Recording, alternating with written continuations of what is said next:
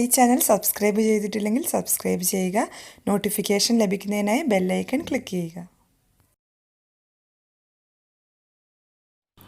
ഇതുവരെ ഈ channel subscribe ചെയ്യാത്തവരുണ്ടെങ്കിൽ ദയവായി സബ്സ്ക്രൈബ് ചെയ്യുക. നോട്ടിഫിക്കേഷൻ ലഭിക്കുന്നതിനായി ബെൽ ഐക്കൺ ക്ലിക്ക് ചെയ്യുക. ഹായ് ഫ്രണ്ട്സ്, എല്ലാവർക്കും സുഖമാണെന്ന് വിചാരിക്കുന്നു. അപ്പോൾ ഞാനും ഇവിടെ നാട്ടിലെത്തി സുഖമായിരിക്കുന്നു.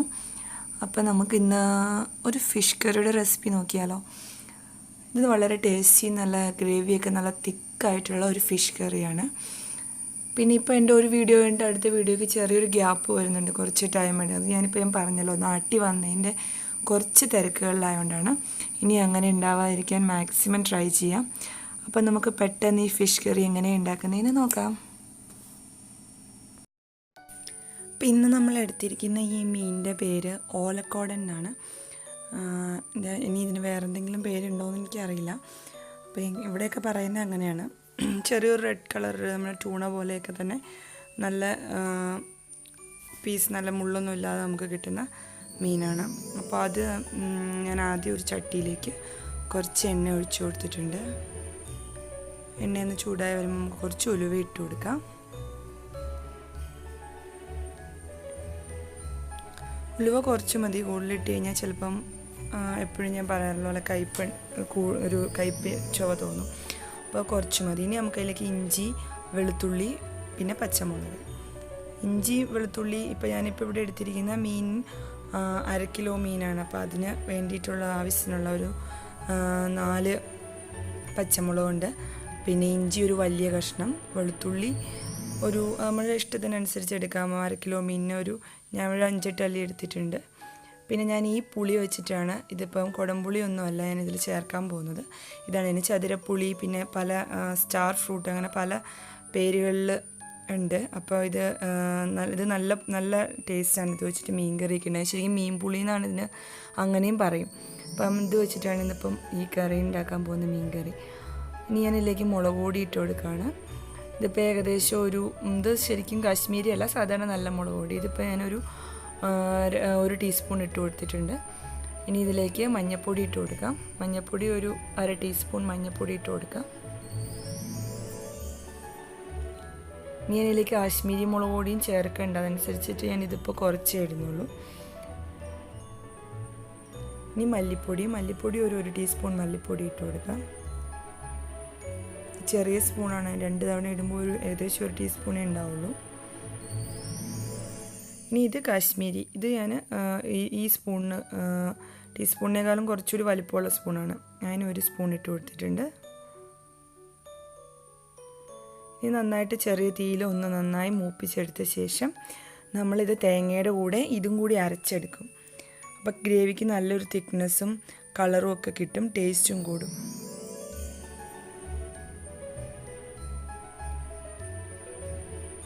ഇതൊന്ന് തണുത്ത ശേഷം നമുക്ക് തേങ്ങയുടെ കൂടെ അരച്ചെടുക്കാം. ഒരു ചെറിയ കപ്പ് തേങ്ങ, ഒരു തേങ്ങയുടെ മുറിയുടെ അരഭാഗം ഉണ്ടല്ലോ, അത്രയും മതി. ഞാനിപ്പം അത് അത്രയും മതിയാവും നമുക്കിതിന് അരയ്ക്കാൻ വേണ്ടിയിട്ട്. ഒരു തേങ്ങാമുറിയുടെ അത്രയും ചിരണ്ടി എടുക്കുന്ന തേങ്ങ, അതായത് ഒരു ചെറിയ കപ്പിന് 1 കപ്പ് തേങ്ങ. അപ്പോൾ ചെറിയ തേങ്ങയാണ് ഞാൻ പറഞ്ഞത് കേട്ടോ. ഒത്തിരി വലുതാണെങ്കിൽ ഒരു മുറി ഫുള്ള് വേണ്ടി വരില്ല.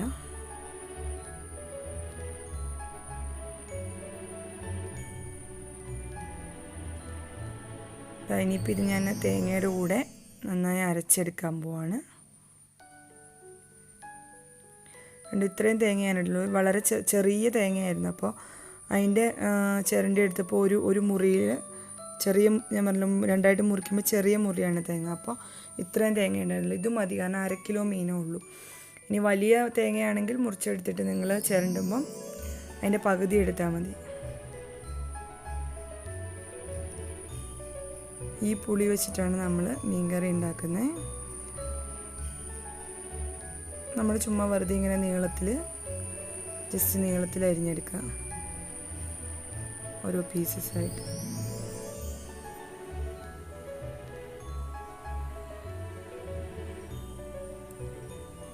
ഉപ്പ് കൂട്ടി തിന്നാൻ നല്ല ടേസ്റ്റാണ്. കുറച്ച് പഴുത്ത് കഴിഞ്ഞ് കഴിഞ്ഞാൽ അപാര ടേസ്റ്റാണ്. അപ്പം ഇത് അരിഞ്ഞ സമയത്ത് എനിക്കൊന്ന് ഉപ്പ് കൂട്ടി തിന്നാനൊരാഗ്രഹം. അപ്പോൾ ഞാൻ കുറച്ചൊന്ന് തിന്നു നോക്കി. നല്ല അടിപൊളി ടേസ്റ്റാണ്. ഇതിപ്പോൾ അത്ര പഴുത്തതല്ല, നമ്മൾ കറക്കിയിടുന്നത് പഴുത്ത പുളിയല്ലല്ലോ. പഴുത്ത പുളിയാണെങ്കിൽ നല്ല അടിപൊളി ടേസ്റ്റാണ്. നല്ല പുളി ഉണ്ടെങ്കിൽ നല്ല രസമാണ് ഉപ്പ് കൂട്ടി തിന്നാൻ. ഇതാ ഞാനിപ്പോൾ അരച്ചെടുത്തു. ഇത് കണ്ടോ, തേങ്ങയും പിന്നെ നമ്മൾ മൂപ്പിച്ചെടുത്തില്ലേ മുളകും ഇഞ്ചിയും പച്ചമുളകും ഒക്കെ കൂടെ, അതെല്ലാം കൂടെ അരച്ചെടുത്തതാണ്. ഇതിന് ആവശ്യത്തിന് വെള്ളവും ചേർത്ത് നമുക്ക് എന്തോരം തിക്നെസ് വേണോ അതനുസരിച്ചിട്ട്, പിന്നെ മീൻ നമ്മളിടുമ്പോൾ മുങ്ങിക്കിടക്കാൻ ആവശ്യത്തിനുള്ള വെള്ളമുണ്ട്. ഇതിപ്പോൾ ഞാൻ മിക്സി ഒന്ന് കഴുകി ഒഴിച്ചതാണ് അരപ്പെല്ലാം കൂടെ. പിന്നെ കുറച്ച് വെള്ളവും കൂടി ചേർത്ത് കൊടുത്തിട്ടുണ്ട്. നന്നായിട്ടൊന്ന് യോജിപ്പിച്ചെടുത്ത ശേഷം ഇത് തിളച്ച ശേഷം മാത്രമാണ് നമ്മളിതിലേക്ക് മീൻ ഇട്ട് കൊടുക്കുന്നുള്ളൂ. ഇപ്പോൾ ഉപ്പിട്ട് കൊടുക്കുക ആവശ്യത്തിന്.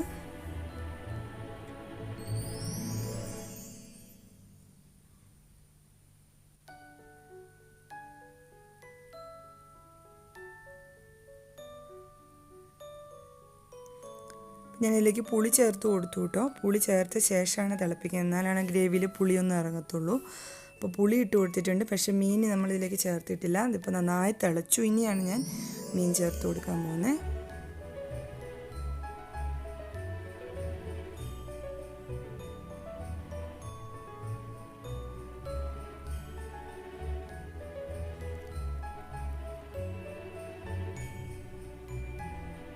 നമുക്ക് ഒന്ന് അടച്ചു വെച്ച് മീൻ വേവുന്ന സമയം ഒന്ന് അടച്ചു വെച്ച് വേവിച്ചെടുക്കാം.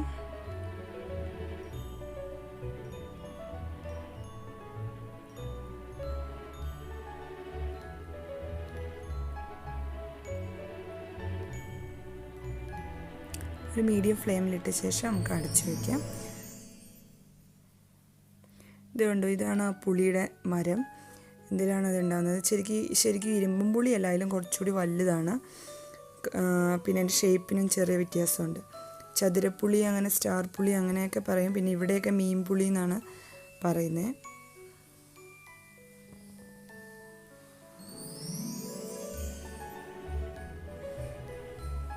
നമ്മുടെ മീൻ കറി നന്നായി തിളച്ചിട്ടുണ്ട്. ഇതിങ്ങനെ ഇടയ്ക്കിടയ്ക്ക് തവി വെച്ചിട്ട് നന്നായി ഇളക്കി കൊടുക്കരുത് കേട്ടോ. അപ്പോൾ നമ്മൾ മീൻ ചിലപ്പോൾ പൊടിഞ്ഞു പോകാൻ ചാൻസ് ഉണ്ട്. അപ്പോൾ ജസ്റ്റ് ആ ചട്ടിയിൽ നിന്ന് ഒന്നിങ്ങനെ ഒന്ന് കുലുക്കി കൊടുത്താൽ മതി. അപ്പം അടിയിൽ പിടിക്കത്തൊന്നുമില്ല. അല്ല സ്പൂൺ വെച്ച് തവി വെച്ചൊക്കെ ഇളക്കിയാൽ കൊള്ളിൽ. ഇപ്പോൾ നമ്മുടെ കറി മീൻ വെന്തിട്ടുണ്ട്. അപ്പോൾ ഞാനത് വാങ്ങി വെച്ചു. ഇനിയിപ്പോൾ ഞാൻ ഇച്ചിരി വെളിച്ചെണ്ണ ഒഴിച്ച് കൊടുത്ത് അതിലേക്ക് കാശ്മീരി മുളക് കൂടി ഒരു സ്പൂൺ ഇട്ട് കൊടുത്ത ശേഷം അത് ഒന്ന് മൂപ്പിച്ച് ചെറിയ ഫ്ലെയിമിൽ വെച്ചിട്ട് വേണം, അല്ല കരിഞ്ഞു പോവും, ചുവ വരും കറിക്ക്. അപ്പോൾ ഇത് എന്തിനാണ് ഇങ്ങനെ ചെയ്യണമെന്ന് ചോദിച്ചാൽ നമ്മുടെ കറിക്ക് നല്ലൊരു കളറ് കിട്ടും. എണ്ണയൊക്കെ മുകളിൽ തെളിഞ്ഞ്. പച്ച വെളിച്ചെണ്ണ പിന്നെ ഒഴിച്ചു കൊടുക്കണമെന്നില്ല, വേണമെങ്കിൽ കുറച്ച് ഒഴിച്ചു കൊടുക്കാം, കറിവേപ്പില ഇട്ട് കൊടുക്കാം. അപ്പോൾ ഇങ്ങനെ ചേർത്ത് കഴിഞ്ഞാൽ നല്ല കളർ കിട്ടും. ഇപ്പോൾ ഞാനൊരു ശകലം വെളിച്ചെണ്ണ മുകളിൽ ഒഴിച്ചു കൊടുക്കുന്നുണ്ട്, പച്ച വെളിച്ചെണ്ണ. അപ്പോൾ ഒരു ടേസ്റ്റും കിട്ടും. കുറച്ച് കറിവേപ്പിലയും കൂടി ഇട്ട് കൊടുത്താൽ നമ്മുടെ കറി ഇവിടെ റെഡിയാണ്.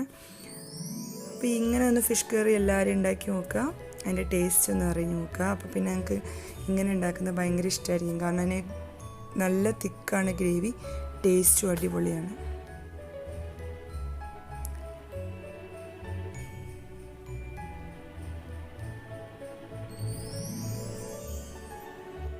Fish curry ready.